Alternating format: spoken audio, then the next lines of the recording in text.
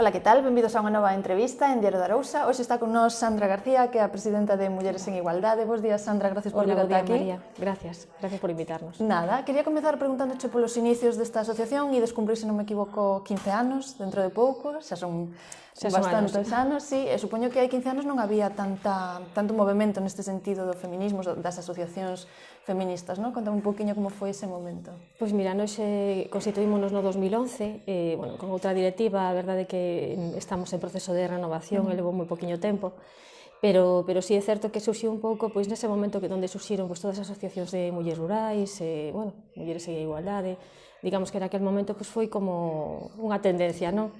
Sí, que fomos. E agora que evolución notades? Claro, ti levas moi poquinho, canto tempo levas? Pois levamos un ano a nova directiva.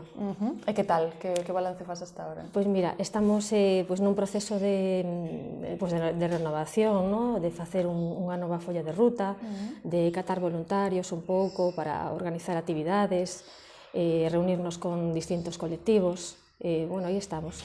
Costa un pouquiño coller así, captar xente? Non costa, porque máis ou menos xa mantiñamos as socias que tiñamos desde o inicio, aínda que, digamos que estaba un pouco dormido todo, pero sí que mantemos a toda esa xente, somos pois en torno a 20 compañeiras. Máis ou menos de todas as idades? Sí, de todas as idades, profesionais, xentes que traballa en distintos sectores, sí. E que iniciativas facedes así habitualmente?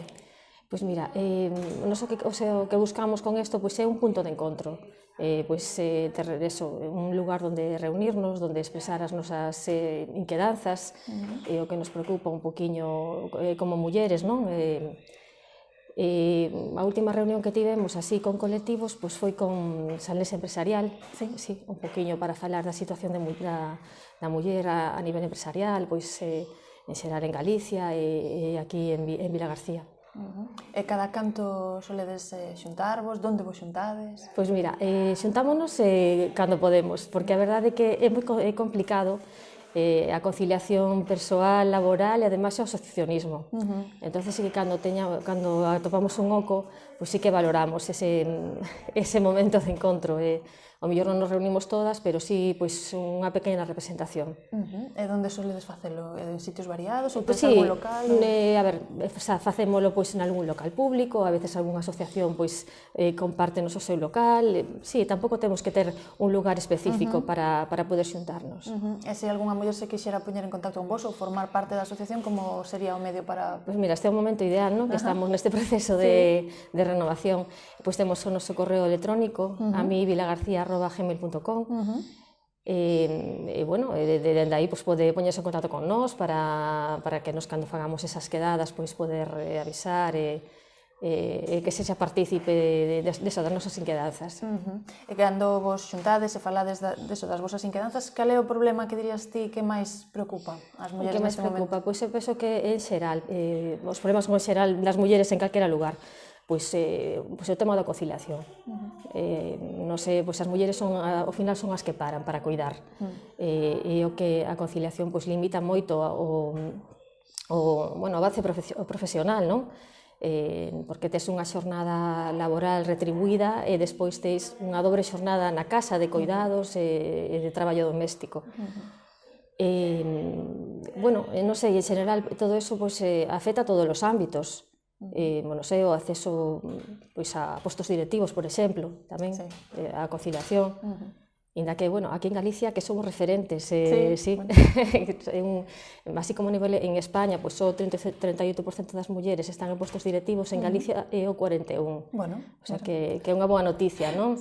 Inda así, é verdad que é un sector que son mulleres maiores de 55 anos. O que se nota é que a xente xoven, non hai mulleres xóvenes neses postos directivos, que é un colectivo que está a envellecer. Sí, ainda hai que elexir entre ou ter fillos, criar fillos ou seguir ascendendo, non? Sí, hai distintas...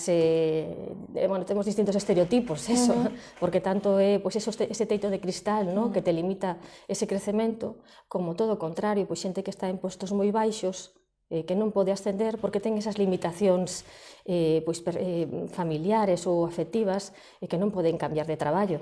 Existe moitos estereotipos, non? Esas crenzas que levan moito tempo que se repiten e que acaban arraigadas, non?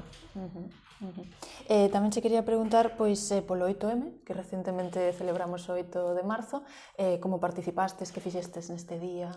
Pois mira, cada unha fixo como poido, porque como estamos falando da conciliación, pois sí que algunha compañeira sí que asistiu a algún foro, eu asistín a lectura do manifesto no Concello, cada uno fai según as súas posibilidades, o Día da Muller son todos os días, non só, se ademais temos esa obriga de ter que asistir ese día, pois tampouco non é o obxectivo, non? Sí, pero bueno, quería che preguntar tamén se considerades que sigue sendo necesario celebrar este día para seguir reivindicando os nosos dereitos, non? A igualdade. Necesario claro, é necesario telo presente, por suposto, sí.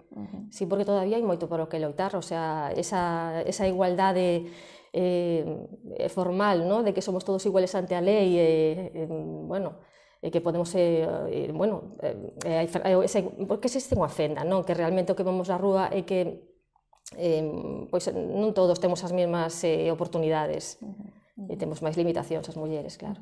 Recibides, non sei se estades moi expostas, se tedes redes sociais ou se facedes... Pois todavía non, é un deses traballos que temos na nosa folla de ruta, crear, darnos máis visibilidade, facer un perfil de redes sociais un pouco para dar a coñecer o que facemos. Claro, porque noutras ocasións que entrevistei outras asociacións feministas, o Soño de Lilith e demais, que son máis activas en redes sociais, sí que me contaban que recibían de vez en cando certos comentarios, ¿no? De, el chiringuito, estas cousas que se di, ¿no? Entón, vos non tedes aínda eses problemas, pero tedes medo de... non recibimos esa crítica. Claro, pois mira, ese tipo de comentarios.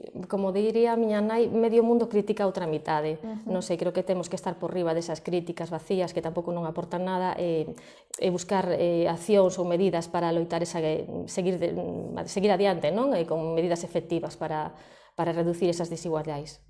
Crees que se está retrocedendo en algún sentido en cousas que xa se daban por feitas, no tema do feminismo, no tema dos malos tratos, cousas que xa se daban por superadas, que se está retrocedendo un pouco, sobre todo xente nova e demais? Teño a miña dúda de que se dé por superada. A verdade é que se botamos a vista atrás, falamos nos anos 40, temos as mesmas problemáticas prácticamente.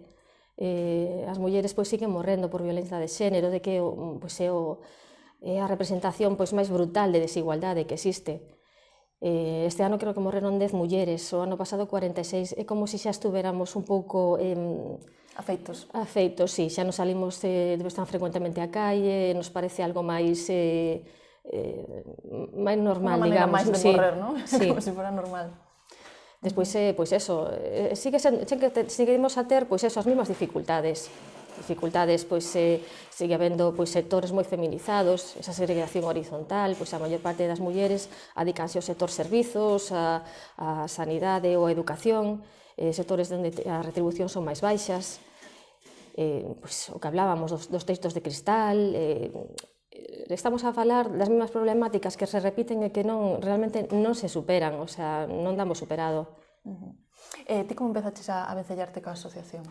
Pois a partir dunha compañeira, un pouco nos xuntábamos, xurdiu esa idea de formalizalo, digamos, e foi un poquinho así, a través de outras compañeiras, que creo que ese é a vía, non? Cando o boca a boca. E a presidir como chegaches ou como te liaron? Porque moitas veces nestas asociacións liámonos un poquinho porque tamén nos dá pena que este inactiva. Entonces era un pouquiño intentar volver a reactivalo. Sí, porque parou, tuvo algún parón? Sí, estuvo bastante tempo parada. Entonces, agora estamos con todo ese proceso de actualización administrativa, o que comentábamos, de facer esa folla de ruta de actividades, de catar voluntarias un pouco para organizar actividades e charlas. Sempre dentro do que podemos, danos de compatibilizar con o noso traballo, coa familia, e non é fácil. Por onde vos gustaría comezar? Quero dicir, que iniciativas, supoño que xa tedes algunhas cousas en mente, sí. Que serían os primeiros pasiños que vos gustaría dar? Pois como te decía, xa tivemos encontro con algunha asociación, E o noso obxectivo é se ter encontro con distintos colectivos, un pouco para que nos manifesten esas necesidades que teñen as mulleres aquí na zona do Salnés.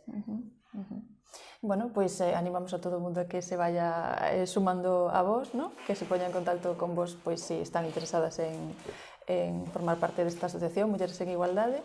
E non sei se me queres comentar algunha cousiña máis, algunha... Pois non sei que podo comenzarse, pois que, mira, que a igualdade é, pois eso, é cuestión de todos, non só da mitade da poboación, nos afecta a todos. Sí, tamén se podía preguntar polo tema dos homes, se estades abertas a ter homes na asociación. Sí, claro, o que queira aportar, por suposto, sí. Sí, porque me decías, é unha cousa de todos, non? Perfecto. Bueno, pois, moitísimas gracias, Andrea, por vir ata aquí, e moita sorte neste reinicio da asociación de actividade. Gracias. Gracias a vostedes tamén por estar aí e vémonos na próxima entrevista.